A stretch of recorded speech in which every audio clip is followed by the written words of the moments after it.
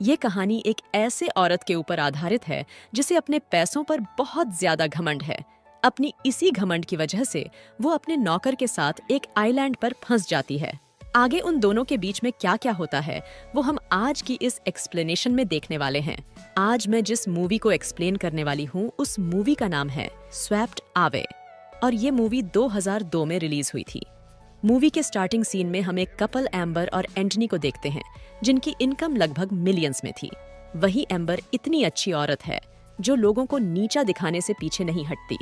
इसके अलावा एम्बर कई बार अपने से छोटे लोगों को नीचा दिखाने का अवार्ड भी जीत चुकी है। यूं ही एक दिन एम्बर अपने पति के साथ एक प्लान बनाती है और वो दोनों क्रूज में इटली से ग्रीक जाने का प्लान बनाते हैं। क्रूज के लोग क्रूज में सबका वेलकम करते हैं, लेकिन एम्बर वहाँ भी सब लोगों को एटीट्यूड में अपना पिछवाड़ा दिखा देती है। अगले सीन में हम क्रूज के नौकर रामू को देखते हैं और एम्बर रामू से बोलती है कि मेरे लिए यहाँ पर डंबल लेकर आओ, मुझे यहाँ पर जिम करना है। बदले में रामू उसके लिए एक साइकिल लेकर आता है और वो उसे बोलता है कि तुम इससे भी जिम कर सकती हो और ये तुम्हारे लिए बहुत अच्छा है। जिस पर एम्बर काफी ज्यादा भड़क जाती है और वो रामू को सुनाने लगती है। अगले दिन सब लोग साथ में ब्रेकफास्ट कर रहे थे, जहां एम्बर बोलती है कि इस खाने में तो टेस्ट ही नहीं है, लेकिन वहां बाकी लोगों को खाने से कोई एतराज नहीं था। अब एम्बर रामू के पहले से ही बेइज्जती कर चुकी थी, इसलिए रामू गुस्से में उसका सारा खाना उस पर ही पलट देता है। लेकिन जब रामू का मन उससे भी नहीं भरता तो वो एम्बर को उठाकर पानी में फेंक देता है। लेकिन तभी रामू की नींद खुलती है और उसे पता चलता है कि ये सब कुछ एक सपना था। उसके बाद रामू एम्बर का खाना ले जाता है और वो अपने साथियों को दिखाता है, जहां सिप का मैनेजर एम्बर के लिए दूसरा खाना खुद अपने हाथों से लेकर जाता है। तब चुपचाप एम्बर भी वो खाना खा लेती है और वो उस खाने में कोई भी कमी नहीं निकालती।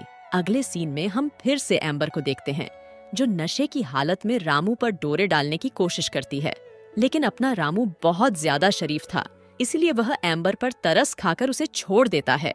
अगले दिन में एम्बर को पता चलता है कि उसके सारे साथी उसे छोड़कर अकेले ही मछली पकड़ने के लिए चले गए हैं, जिस पर वह रामू से बोलती है कि मुझे भी मछली पकड़ने के लिए जाना है। लेकिन इस बात पर रामू उसे मना कर देता है और बोलता है मैं तेरे बाप का नौकर थोड़ी हूँ।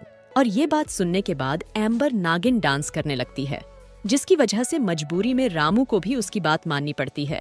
उसके बाद रामू और एम्बर एक छोटी सी बोट में बैठ जाते हैं और बीच समुद्र में जाते के साथ ही उनकी बोट खराब हो जाती है।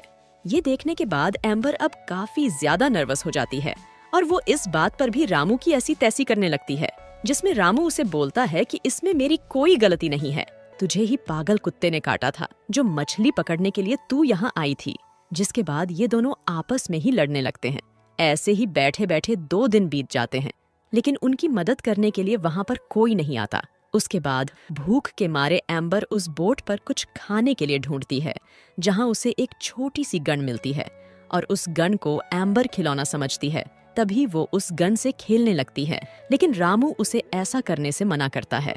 लेकिन गलती से वह गन की गोली बोट के एयर बैग पर लग जाती है और उसके वजह से बोट का एक हिस्सा पानी में डूबने लगता है। रात में मौसम खराब होने की वजह से समुद्र में एक तेज तूफान आता है, लेकिन अच्छी बात यह है कि ये लोग जैसे तैसे करके अपनी जान बचा लेते हैं। सुबह होते के साथ इन दोनों के सामने एक आइलैंड दिखाई देता है और वहां पहुंचने के साथ ही एम्बर वहां पर कंगारू डांस करने लगती है। तभी रामू उस आइलैंड को चेक करता है और उसे पता चलता है कि ये आइलैंड सुनसान है। और ये बात सुनते के साथ एम्बर फिर से रामू के पिछवाड़े में डंडा डालने लगती है, लेकिन इस बार रामू अपने हक के लिए लड़ता है और वो गुस्से में एम्बर से बोलता है कि अब मैं तुम्हारे साथ नहीं रहूंगा।